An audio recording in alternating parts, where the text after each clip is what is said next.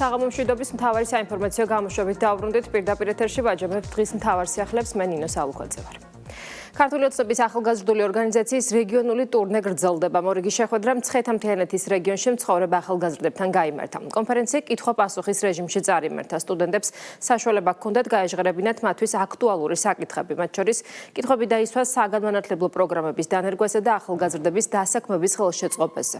სტუდენტებმა ამომწურავი ინფორმაცია მიიღეს განათლების რეფორმის შესახებაც. კონფერენციაზე ხაზი გაისვა მჭიდრო კომუნიკაციისა და საჯარო დისკუსიის აუცილებლობას, ასევე ქვეყნის განვითარებაში ახალგაზრდების როლსა და მათი ჩართულობის მნიშვნელობას. შეხვედრები ქვეყნის 10 რეგიონში გაიმართება, დასკვნითი ღონისძიებას კი თბილისი უმასპინძლებს. დეტალები ჩვენს სიუჟეტში.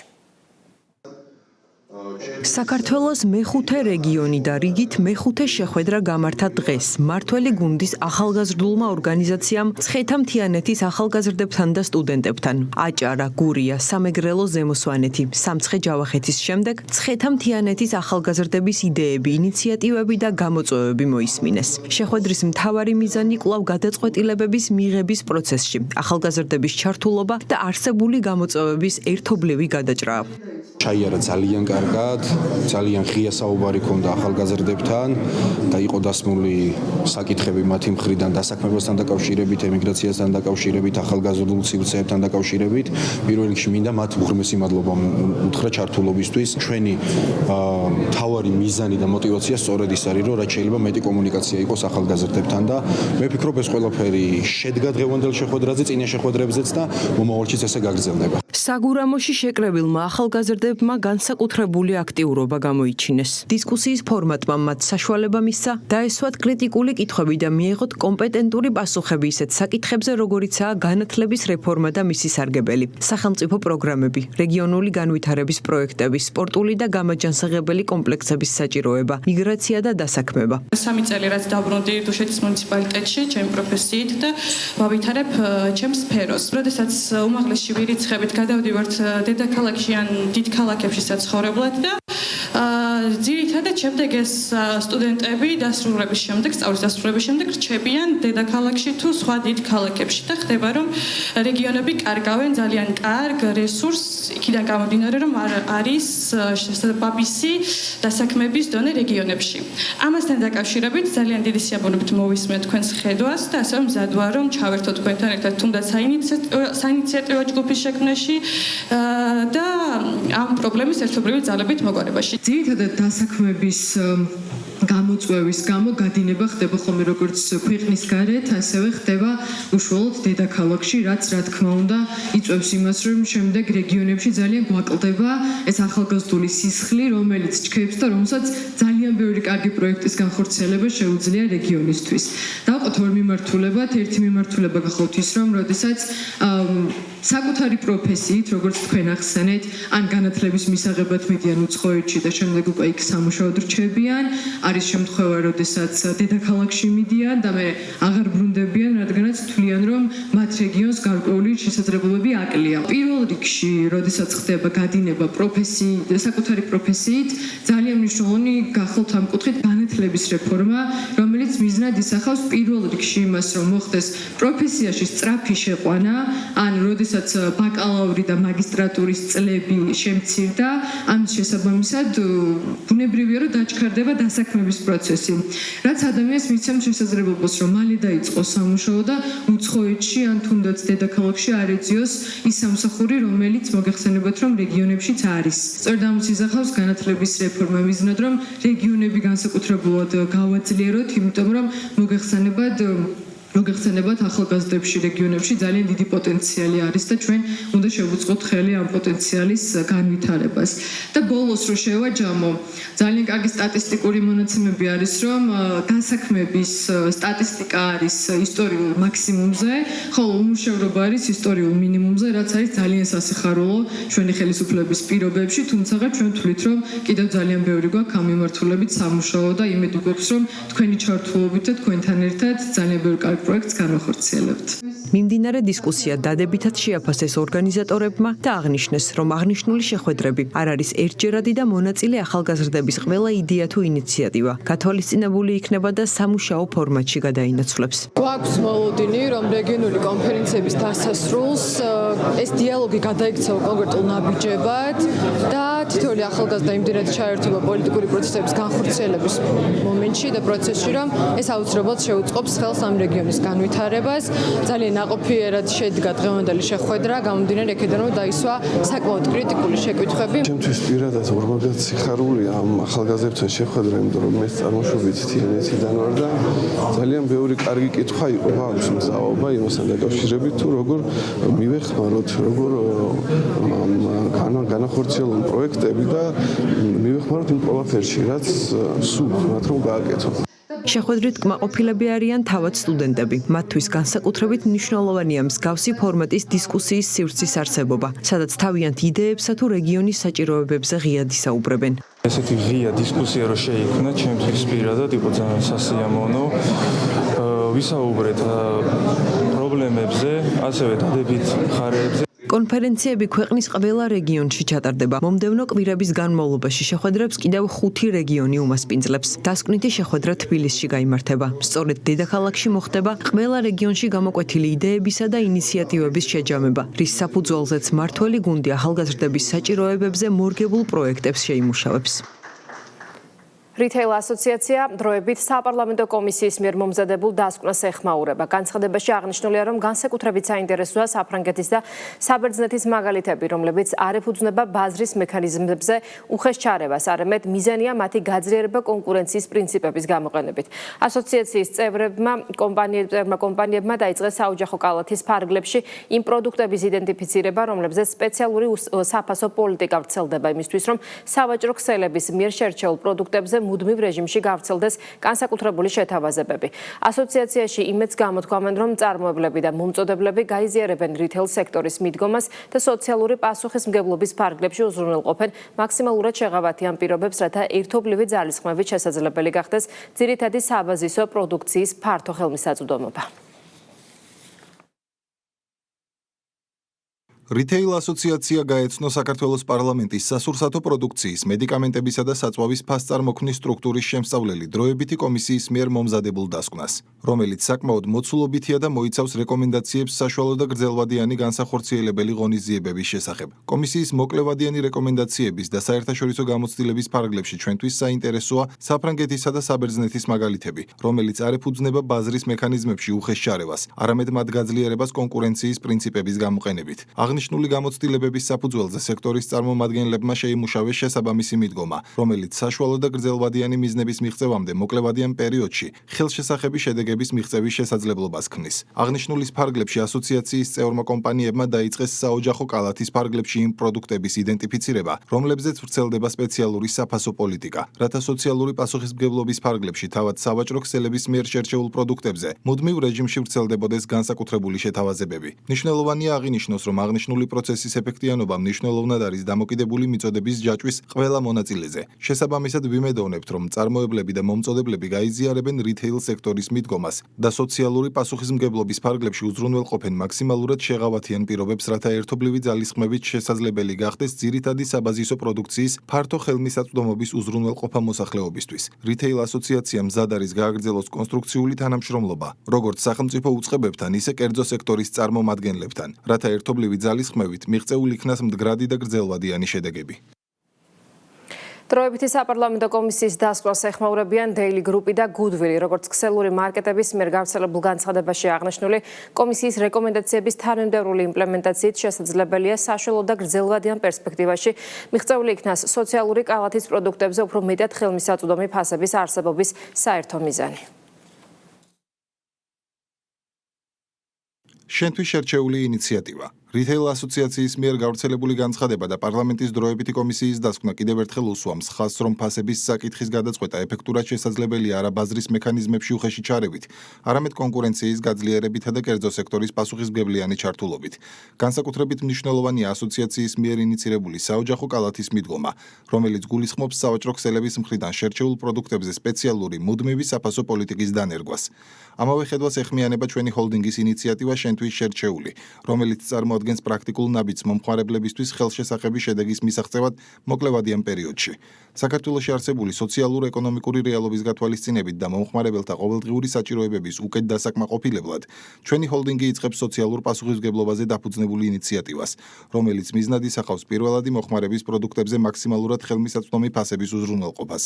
პროექტის ფარგლებში შეიქმნება პირველადი მოხმარების პროდუქციის კალათა, შენთვის შერჩეული, რომელიც გააერთიანებს ყველაზე მოთხოვნად პროდუქტებს, ისეთებს, რომლებიც ყოველდღიური ცხოვრების აუცილებელი ნაწილია თითოეული ოჯახისთვის. ეს პროდუქტები წინასწარ იქნება შერჩეული და წარმოდგენილი ჩვენი ჰოლდინგის თითოეული ბრენდის ქსელში ერთიანი კომუნიკაციით. ჩვენი მიზანია შევამციროთ მომხმარებლის ფინანსური წნეხი ყოველდღიურ პროდუქტებზე, შევთავაზოთ სტაბილურად დაბალი ფასები შერჩეულ კატეგორიებზე, გავაძლიეროთ პასუხისმგებლიანი ბიზნესის როლი ბაზარზე. პროექტის ფარგლებში შერჩეულ პროდუქტებზე დაწესდება მინიმალური სავაჭრო მარჟა, მომხმარებელს ექნება მარტივი იდენტიფიკაცია, სპეციალური ნიშნულები პოსტერები, ფასები იქნება გამჭვირვალე და სტაბილური. ინიციატივა სრულად შეესაბამება იმ მიდგომას, რომელსაც რითეილ ასოციაცია უსვამს ხაზს, ბაზრის პრინციპებზე დაფუძნებული კოლაბორაციული და პასუხისმგებლიანი მოქმედება. ამასთანავე იგი ქმნის საფუძველს მიწოდების ჯაჭვის ყველა მონაწილესთან, მწარმოებლებთან და მომწოდებლებთან თანამშრომლობის გაძლიერებისთვის, რაც კრიტიკულია საბოლოო შედეგების მისაღწევად. შენთვის შერჩეული წარმოადგენს ჩვენს კონკრეტულ წვლილს იმ საერთო პროცესში, რომელიც მიზნად ისახავს მომხმარებლებისთვის ძირითადი პროდუქტების ხელმისაწვდომობის ზრდას და ბაზარზე ჯანსაღი გრძელვადიანი პრაქტიკის დამკვიდრებას.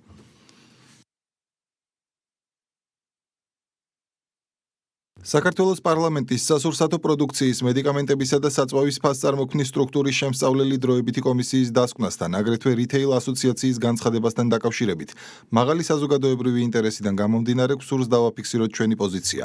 მთელი პროცესის განმავლობაში გუდვილი აქტიურად სწავლობდა ევროპულ და საერთაშორისო პრაქტიკას. გავეცანით კომისიის დასკვნას და ვხედავთ, რომ კომისიის რეკომენდაციების თანმიმდევრული იმპლემენტაციით შესაძლებელია საშუალო და გრძელვადიან პერსპექტივაში მიღწეულ იქნას სოციალური კალათის პროდუქტებზე მეტად ხელმისაწვდომი ფასების არსებობის საერთო მიზანი. ჩვენი კომპანიის სოციალური პასუხისმგებლობის ფარგლებში მოკლევადიან პერსპექტივაში სოციალური კალათის გარკვეულ პროდუქტებზე ფასების დაწევის მიზნით. ჩვენ ვახორციელებთ სპეციალურ მიდგომას, რომლის მიხედვით მუდმივ რეჟიმში განხორციელდება სოციალურად მნიშვნელოვანი სასაქონლო ჯგუფებიდან გარკვეული პროდუქტების გამოყოფა, რომლებზეც ჩვენი კომპანიის შესაძლებლობის ფარგლებში გავრცელდება განსაკუთრებული შეთავაზებები. მნიშვნელოვანია, რომ ამ პროცესს ექნება სისტემური და უწყვეტი ხასიათი. იმისთვის, რომ ზემოთხსენებული მიდგომა იყოს მაქსიმალურად ეფექტური და ხელშესახების შედეგი გამოიღოს, მნიშვნელოვანია ჩვენი პარტნიორი, მწარმოებელი, იმპორტიორი და სადისტრიბუციო კომპანიების მხრიდან გადმოიდგას შემხვედრი ნაბიჯები. ჩვენ მზად ვართ აქტიურად ვიყოთ ჩართული მიწოდების ჯაჭვის ოპტიმიზაციის, აგრეთვე სხვა სტრატეგიულ პროცესებში, რაც ფასებთან დაკავშირებით გრძელვადიან და მდგრად შედეგებს გამოიღებს. შინაგან საქმეთა მინისტრმა სულხან თამაზაშვილმა განსაკუთრებულ დავალებათა დეპარტამენტის თანამშრომლებს ახალი ხელმძღვანელი პოლიციის პოლკოვნიკი ბაადურ შენგელია წარუდგინა. სულხან თამაზაშვილმა დეპარტამენტის დირექტორს თანამდებობაზე დანიშვნა მიულოცა და საქმიანობაში წარმატება უსურვა. შეხვედრას ასევე დეპარტამენტის ყოფილი უფროსი რომან ქარცივაძეც ესწრებოდა. ბაადურ შენგელიას შინაგან საქმეთა სამინისტროში მუშაობის მრავალწლიანი გამოცდილება აქვს.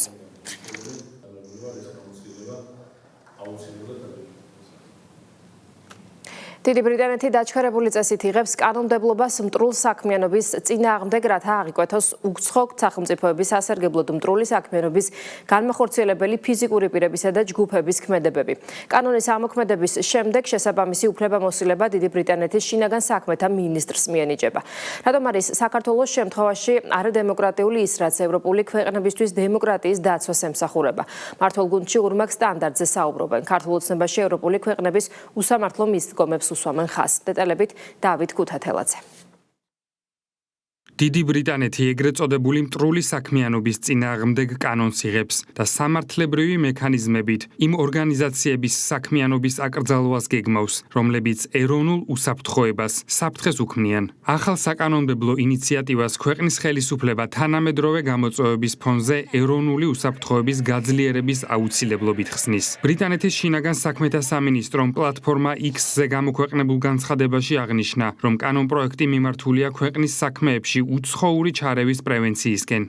უახლოეს კვირებში დაჩქარებული წესით განიხილავენ კანონმდებლობას, რათა აღიკვეთოს უცხო სახელმწიფოების სასარგებლოდ მტრული საქმიანობის განმახორციელებელი ფიზიკური პირებისა და ჯგუფების ქმედებები. შინაგან საქმეთა მინისტრს მიენიჭება ახალი უფლებამოსილებები, რომ აკრძალოს სახელმწიფოს მხარდაჭერილი იმ ორგანიზაციების საქმიანობა, რომლებიც საფრთხეს უქმნიან ჩვენს ეროვნულ უსაფრთხოებას. ბრიტანელი ჩინოვნიკების განცხადებით ბოლო წლებში მნიშვნელოვნად გაიზარდა უცხო სახელმწიფოების მიერ არაპირდაპირი ზეწოლის, კიბერთავდასხმებისა და გავლენის ოპერაციების რისკები, რაც მკაცრ პასუხს საჭიროებს. ბრიტანეთის ხელისუფლების განცხადებით ეს ნაბიჯი აუცილებელია იმისთვის, რომ ქვეყნის უსაფრთხოების სისტემა ადაპტირებული იყოს თანამედროვე რეალობასთან და პასუხობდეს სწრაფად ცვალებად გამოწვევებს. ახალი რეგულაციები ასევე ითვალისწინებს სახელმწიფო ინსტიტუტებს შორის კოორდინაციის გაუმჯობესებას და შესაბამისი უწყებების შესაძლებლობების გაძლიერებას. ახალი კანონის ამოქმედების შედეგად საფრთხეების იდენტიფიკაცია და რეაგირება უფრო სწრაფი და ეფექტიანი უნდა გახდეს. ბრიტანეთის ხელისუფლება ხაზს უსვამს, რომ კანონმდებლობა შეიქმნება მოქმედი სამართლებრივი ჩარჩოების შესაბამისად და უზრუნველყოფს როგორც უსაფრთხოების, ისე დემოკრატიული პრინციპების დაცვას. მსგავსი ტიპის საკანონმდებლო ინიციატივები გლობალურ ტენდენციას ასახავს. სახელმწიფოები აქტიურად ცდილობენ გააძლიერონ თავდაცვითი მექანიზმები ჰიბრიდული საფრთხეების წინააღმდეგ, რომლებიც მოიცავს როგორც კიბერთავდასხმებს, ისე ინფორმაციული და პოლიტიკური გავლენის მოპოვების მცდელობებს. დიდი ბრიტანეთის ახალი საკანონმდებლო ინიციატივა ამ კონტექსტში განიხილება როგორც კიდევ ერთი ნაბიჯი უსაფრთხოების პოლიტიკის გაძლიერების მიმართულებით, რომლის დეტალებიც საკანონმდებლო განხილვების პროცესში დაზუსტდება. როდესაც უცხოური ჩარევების პრევენციის მიზნით საქართველოში გამჭვირვალობის კანონმდებლობა ამოქმედდა, დასავლელი პარტნიორები, მათ შორის ბრიტანეთი, წვავე კრიტიკით გამოირჩეოდა საქართველოს ხელისუფლების მიმართ. მაშინ ერთ-ერთი მთავარი არგუმენტი იყო, რომ უცხოური გავლენის ფართო მცნება საფრთხეს უქმნიდა დემოკრატიულ სივრცეს, მედიის თავისუფლებასა და სამოქალაქო სექტორს. ახლა კი, როცა უფრო მკაცრი რეგულაციები უკვე ბრიტანეთში განიხილება, ჩნდება ბუნებრივი კითხვა: არის ეს ორმაგი სტანდარტი თუ რეალურად შეიცვალა გლობალური საფრთხეების აღქმა? საბოლოოდ ბრიტანეთის ახალი ინიციატივა მხოლოდ შიდა პოლიტიკის საკითხი აღარ არის. ის გლობალურ საკითხად იქცა. აქაც ისმის კითხვა, რამდენად მისაღებია უსაფრთხოების სახელით გარკვეული ორგანიზაციების საქმიანობის აკრძალვა ერთი ქვეყნისთვის და რატომ აკრიტიკებდნენ დასავლეთში იგივე მიზნებისთვის მიღებულ ბევრად მსუბუქ რეგულაციებს საქართველოში. ამ კითხვებს პასუხები თბილისში გაეცა. ქართული ოცნების წევრების განცხადებით სახეზეა კლასიკური გაგებით ორმაგი სტანდარტი. ყველა ქვეყანას უნდა მიეღო ისეთი კანონი, რომელიც ფულის და სხვა მტრული საქმიანობის აკრძალვას ითვალისწინებდა, მაგრამ საქართველოსთან ჰქონდათ იგივე საკითხზე სერიოზული პრეტენზიები, ამიტომ თვითონ გააჩერეს შესაბამისი კანონმდებლობა. ეს კი ისეთი ვითარებაა, რომ აგერ ბრიტანეთმა საკმაოდ მკაცრი კანონის მიღებას აპირებენ და გამართლებულია იმ რეალობით, რაც შეიქმნა. იგივე სიტუაცია ჩვენთანაც. ასე რომ ჩვენ უნდა დავიცვათ ჩვენი ინტერესი და ჩვენ უნდა გქონდეს ჩვენი ისეთი კანონი, რომელიც არც შავფულს დაუშვებს და არც არანაირ მტრულ საქმიანობას, რომელიც სამწუხაროდ არაერთხელ ვიხილეთ, როგორ დაანთო ცეცხლი საქართველოში და მოლოტოვის კოქტეილების სროლაც ვიხილეთ. ძალიან სასიამოვნოა, როდესაც ბრიტანეთისნაირი ქვეყანა ბაძავს საქართველოს და იღებენ იგივე შინაარსის კანონს, რომელიც ჩვენ უკვე წლების წინ მივიღეთ, თუმცა გაცილებით მკაცრი ფორმით და სახეზე არის კლასიკური გაგებით ორმაგი სტანდარტი. იქიდან გამომდინარე, რომ ჩვენთან ამ ყველაფერს რუსულს ეძახიან, ხოლო თავის ქვეყანაში ეს ყველაფერი ეროვნულად არის მონათლული. ჩვენ გვახსოვს მსგავსი ტიპის სუვერენიტეტის, უსაფრთხოების დაცვის კუთხით იმ ცვლილებებზე, რომელიც საქართველო მიიღო და საკუთარი მოსახლეობა დაიცვა მსგავსი ტიპის მტრული ზემოქმედებისაგან, ჩვენ გვახსოვს, როგორ აფასებდნენ უცხოელები, განსაკუთრებით ბრიტანეთის მხრიდან გვახსოვს კრიტიკა. დღეს ვხედავთ, რომ იმავე პრინციპით საკანონმდებლო ცვლილებებს აინიცირებენ და ხედავთ ეს არამხოლოდ ორმაგი სტანდარტია, ეს ვფიქრობ არის უსტანდარტობა, როდესაც სხვა საკრიტიკებ იმის გამო, რომელსაც ცოტა ხანში შენვე აინიცირებ. გამჭვირვალობის კანონის მიღება გვაიძულა ჩვენ იმ გამოწვევებმა, რომელიც ჩვენი ქვეყნის ფარგლებს გარედან მოდიოდა. და შესაბამისად ეს იყო ჩვენი პასუხი იმ უხეშ ჩარევებზე, რომელსაც ახორციელებდნენ სხვადასხვა არასამთავრობო ორგანიზაციები გარედან მათი პატრონების დაკვეთით. და შესაბამისად ესეთი დღის წესრიგი უკვე უდგება სხვადასხვა ევროპულ და ევროპის სახელმწიფოს და ვხედავთ, რომ ერთმანეთზე მიყოლებით ამკაცრებენ ამ მიმართულებით კანონმდებლობას და დარწმუნებული ვარ, ბრიტანეთი არ იქნება ბოლო, ვინც ამ კანონს მიიღებს. როგორც ხალხის ძალის ერთ-ერთმა ლიდერმა გურამ მაჭარაშვილმა განაცხადა, ევრობიუროკრატები საქართველოს არ უყურებენ როგორც სუვერენულ ქვეყანას. ვართ პირველი მერცხლები ხალხის ძალა, რომელმაც 2023 წელს ასეთი ტიპის კანონი შემოვიტანეთ საქართველოს პარლამენტში, ასაც ქვია გამჭვირვალობის შესახებ კანონი. შემდგომ რა პროცესები დატრიალდა, ეს ყველამ კარგად ანახა. შემდგომ თვეებში და წლებში ევროპის ქვეყნებმა, ვისაც არ ქონდა დაანონსეს, რომ უნდა მიეღოთ და მიიღეს კიდეც. დიდ ბრიტანეთს თუ ჭირდება და საფრანგეთს ჭირდება და ამერიკას ჭირდება ან ნებისმიერ ქვეყანას დაცვა უცხოური ძალებისგან, რომ პოლიტიკაში უცხო ფული არ იყოს, საქართველოს ავტომატ ჭირდება. ამაზე ერთადერთი პასუხი ჰქონდათ. ჩვენო განვითარებული ქვეყანა ვართო, ვიცით დემოკრატია როგორ მუშაობსო და თქვენ ჯერ არ იცით დემოკრატია როგორ მუშაობსო. ეს ნიშნავს იმას, რომ შენს მიმართ აღქმა ამ ხალხს, როგორც თავისუფალი სუვერენული ქვეყნის მიმართ არ აქვს. პირდაპირ გეუბნებიან, რომ შენი სუვერენიტეტი უნდა ჩააბარო ბრიუსელს. ბრიტანეთში მტრული საქმიანობის წინააღმდეგ კანონის დაჩქარებული წესით განხილვა, რომელიც ფიზიკური პირების კონტროლსა და ორგანიზაციების აკრძალვას გულისხმობს, უახლოეს კვირებში გაიმართება. მიხეილ სააკაშვილის მიერ ეკლესიის მადისკრეტირებელი განცხადება პოლიტიკური შეფასებების თემაა. წმინდა სინოდის მიერ ახალი პატრიარქის არჩევის პროცესს მსჯავრდებული ექს-პრეზიდენტი რუსულ სპეცოპერაციას უწოდებს. მმართველი გუნდის შეფასებით ანტისახელმწიფოებრივი კამპანიის მიზანი ეკლესიაზე შეტევა და პატრიარქის არჩევის პროცესის დაზიანებაა. ქართულ ოცნებაში აცხადებენ, რომ სააკაშვილი საზოგადოების გახლეჩას და არეულობის მოწყობას გარე აქტორების დავალებით ცდილობს, თუმცა მმართველი გუნდი დარწმუნებულია, რომ უცხოეთიდან კოორდინირებული ანტიეროვნული კამპანია შედეგს ვერ გამოიღებს.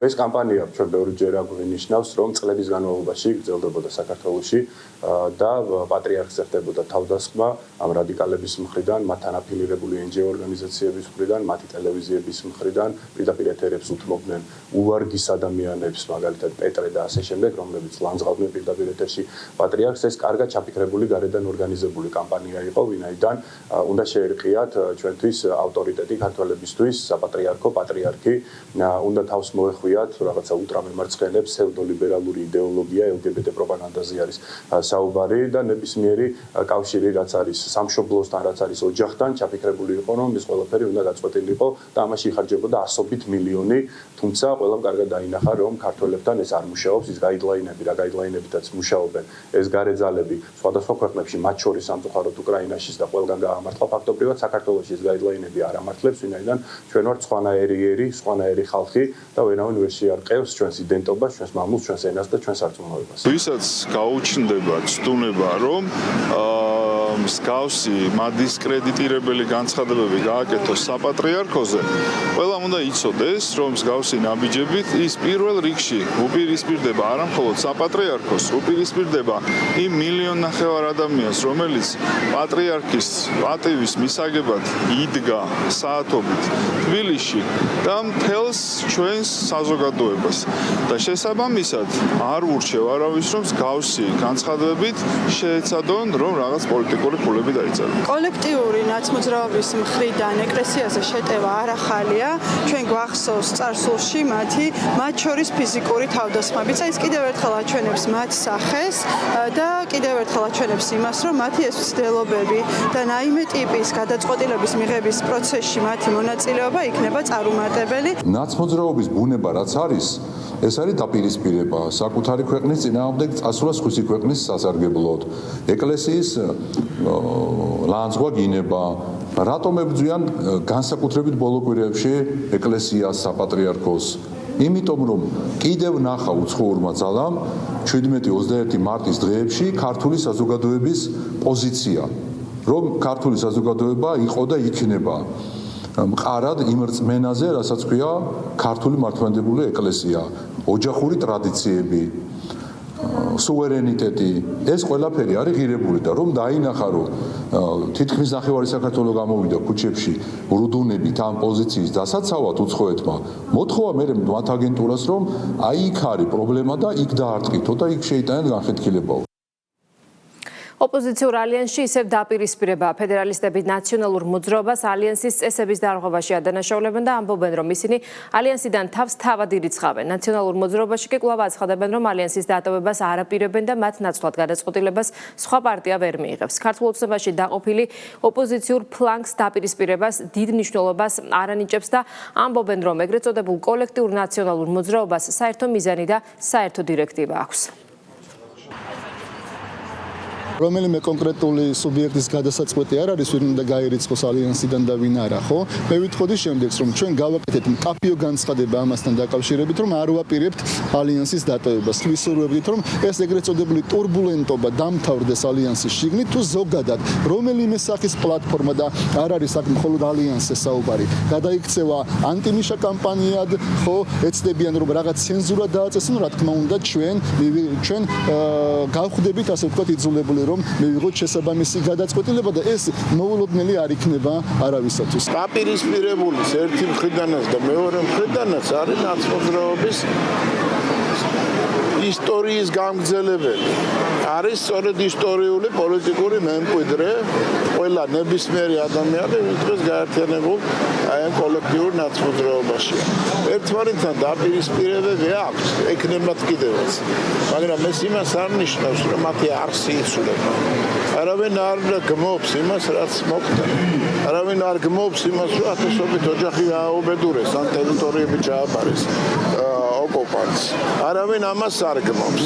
აქ სხვა თემებზე მეტის კამათი, ვინ უფრო დაზიანების, ვინ უფრო დიდ რესურსს ფლობს და რომელიც შეუძლია უკეთესად მოახდინოს დესტაბილიზაცია საკუთარი ქვეყნის. ვერანაირი ერთობა ვერ შედგება ვერასდროს, როდესაც ერთი იდეის გარშემო არ ხარ გაერთიანებული და როდესაც ამ ყველაფერს აკეთებ, იმიტომ რომ გარე უფროსებმა და გარე პატრონებმა ასე დაგავალეს. ვერ იტანენ ერთმანეთს, ლანძღავენ ერთმანეთს, ეზიზღებათ ერთმანეთი და შესაბამისად შეუძლებელია მათი ერთობა. ამ შემთხვევაში ცდილობენ რომ გაემიჯნონ მიხეილ სააკაშვილს, ვინაიდან მიხეილ სააკაშვილი არის პირდაპირ ასოცირებული სისხლიან რეჟიმთან, თუმცა თავადაც რომ არიან ასოცირებულები, იმას ვერ იაზრებენ. ძალიან კარგად იციან, რომ ხალხი მათ არ მიიღებს და ძალიან ცუდად დაუსრულდებათ ეს ყველაფერი. არიან ბოლომდე გამარგინალებულები და შესაბამისად თვითონაც კარგად აღიქვავენ ამ ყველაფერს, მაგრამ რაღაცა მაინც თამაშობანაში არიან და ერთმანეთს ამხნევებენ და რაღაცას ატყუებენ ერთმანეთსაც თავის თავსაც, რომ თითქოს რაღაცას წარმოადგენენ, აბსოლუტურად არაფერს არ წარმოადგენენ.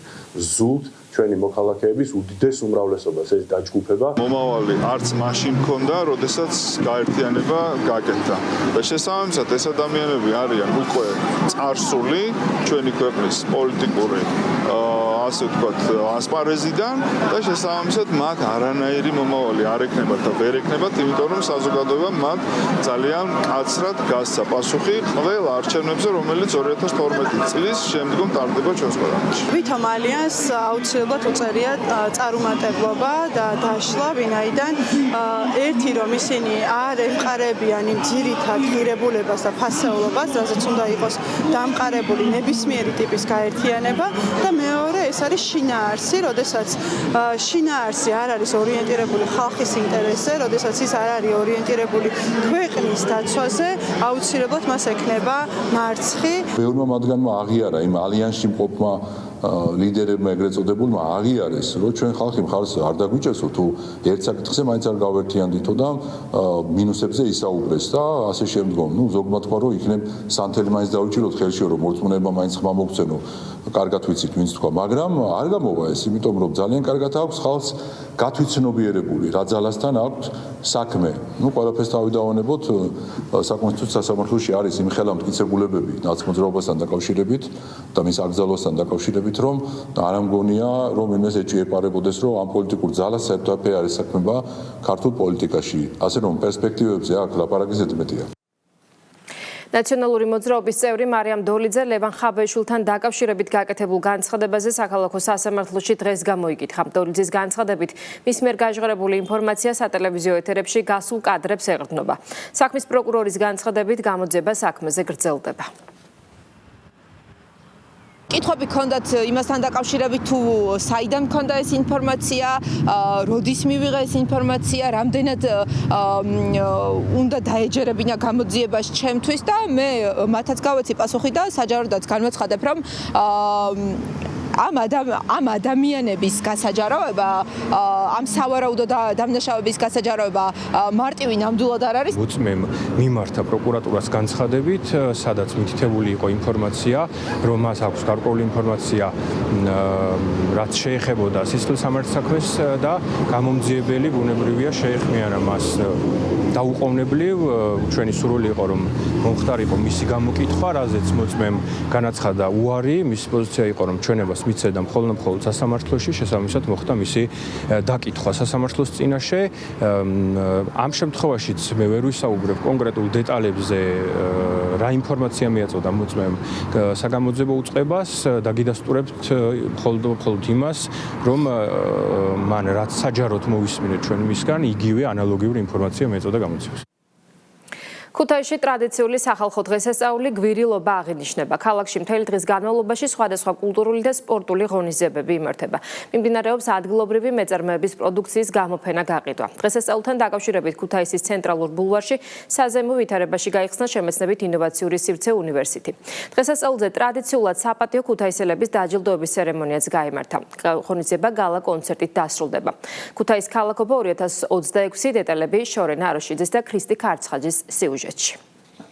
ქუთაისში კიდევ ერთხელ გაცოცხლდა სახალხო დღესასწაული გვირილობა. ქალაქში მოეწყო სახალხო სეირნობები, თეატრალიზირებული წარმოდგენები და სპორტული შეჯიბრებები. ხალხი მუსიკამ, სითფომ და გაზაფხულის გვირილების განწყობამ გააერთიანა. ქუთაის ქალაქობის ფარგლებში ცენტრალურ ბულვარში არაერთი აქტივობა იყო წარმოდგენილი. ქუთაის ქალაქობას გილოცავთ ტრადიციულად ბაგრატის აზრიდან სრულიად საქართველოს. ჩვენს ქალაქს, ჩვენი ქალაქის, ჩვენი ქვეყნის სტუმრებს ულოცავ ქუთაის ქალაქობას გვირილობის დღესასწაულს. მე უფემ უკვე დალოცა ჩვენი ქალაქი, გვისურვა მშვიდობა ქვეყანაში. ტრადიციულად 2 მაისს აღინიშნება და მთელი ქუთაისის მოქალაქეები, იმერეთის და მთელი საქართველოს ღებულობენ ამ არაჩვეულებრივ დღესასწაულში მონაწილეობას. მიუხედავად ამისა, რა თქმა უნდა, ძირითადი მთავარი ტაძრიდან ქალაქ ქუთაისის, რომელიც 1003 წელს ბაგრატ მესამე მააგო, ტრადიციულად აქედან ვიწყებთ ქალაქის დალოცვას, მეუფე იოანესთან ერთად და შემდეგ გავაგზავნებთ ღონისძიებებს. მე დარწმუნებული ვარ, რომ ეს ტრადიცია, რომელიც 115 წლისა შეინარჩუნებს თავის ძალას, თავის ელფერს, თავის სიკოხტავეს. ქუთაისლებისთვის განსაკუთრებული საყვარელი დღესასწაულია, რომელიც ერთობას, სიხარულს, ტრადიციების პატივისცემას გამოხატავს. დღეს მოხარული ვარ, რომ ქუთაისი მასპინძლობს როგორც ადგილობრივ მოსახლეობას, ისე საერთაშორისო სტუმრებს. მინდა ყველას მიულოცო დღევანდელი დღე, უსურვო მშვიდობა, წარმატებები და კეთილდღეობა. თავდაპირველად ღონისძიება საქველმოქმედო ხასიათს ატარებდა. მონაწილეები გვირილებს კრებდნენ და გაყიდული ყვავილებიდან მიღებული თანხით ტუბერკულოზით დაავადებულ ადამიანებს ეხმარებოდნენ. მოგვიანებით გვირილობამ ტრადიციის სახე მიიღო და ქუთაისის ერთ-ერთ მთავარ სახალხო დღესასწაულად ჩამოყალიბდა. ვარგებთ გვირილებს, ვახარებთ ხალხს, ქუთაის ვალამაზებთ აგრეთვე და ასე რომ ვთქვათ, დღეს მხიარული დღეა. ეს დღესასწაული მნიშვნელოვანია მთელი ქალაქისთვის, რადგან ის ასოცირდება ქველმოქმედებასთან და მთელი ქუთაისი, ასე ვთქვათ, ერთად იკრიბება და ერთად აღნიშნავს ამ დღესასწაულს. ქუთაის ქალაქობის დღესასწაულთან დაკავშირებით ქუთაისის ცენტრალურ ბულვარში საზეიმო ვითარებაში გაიხსნა შემეცნებით ინოვაციური სივრცე უნივერსიტი. ახალი სივრცე მიზნად ისახავს ქუთაისის როგორც წამყვანი საუნივერსიტეტო ქალაქის პოპულარიზაციას. ქუთაისი იძენს დასავლეთ საქართველოს უმთავრეს საგანმანათლებლო ფუნქციას, რაც ქალაქს აძლევს უნიკალურ შანსს გაძლიერდეს ახალგაზრდებისთვის მნიშვნელოვან საინტერესო თვითრეალიზაციისა და განვითარების ცენტრად. პროექტი ქუთაისის საერთაშორისო უნივერსიტეტის და ქუთაისის მერიის თანამშრომლობით განხორციელდა. ეს არის მედიატიკა, რომელშიც თავს მოიყრის ახალგაზრდული ინიციატივები, ინოვაციური იდეები და ქუთაისის საერთაშორისო უნივერსიტეტის საუკეთესო ტრადიციებში მოხდება ახალგაზრდებთან მუშაობა იმ მიზნით, რომ ქვეყნის განვითარებას მოხმარდეს ჩვენი პროგრესი და ჩვენი იდეები. მე მინდა განსაკუთრებით მიულოცო დღევანდელი დღე ქუთაისელებს და განსაკუთრებით მიულოცო ეს დღე ახალგაზრდებს. ჩვენ ხედავთ, რომ ქუთაისის საერთაშორისო უნივერსიტეტის კედლებიდან გამოვიდა ის კამპუსი, რომელიც აქ შეიქმნა, ის მედიათეკა, რომელიც პირველ რიგში მოიმსახურება ახალგაზრდებს. ძალიან მნიშვნელოვანია დასავლეთ საქართველოში განსაკუთრებით ინოვაციური პროექტების ხელშეწყობა. ქუთაისის საერთაშორისო უნივერსიტეტის ინოვაციური ჰაბი ხელს შეუწყობს ასეთი პროექტების განხორციელებას და ახალგაზრდებში STEM სფეროთი დაინტერესების ხელშეწყობას.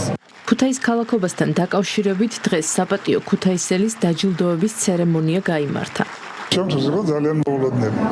მე თვითონ ვთვლი რომ ალბათ ქუთაისში ბევრი ღვაწლმოსილი ადამიანია, ვინც ამას იმსახურებს და რა თქმა უნდა სასიამოვნო არის, როდესაც ხდება გარკვეული ღვაწლის დაფასება და მათ შორის ამ ბუმბერას უძველეს ქალაქში საპატიო ქუთაისის წოდების მინიჭება. დღის ბოლოს კი საზეიმო განწყობა ცენტრალურ მოედანზე გადაინაცვლებს, სადაც გალა კონცერტი იგეგმება. ასეთ იყო მთავარი საინფორმაციო გამოშვება და დღის მთავარი სიახლეები. მადლობა რომ გვიყურეთ.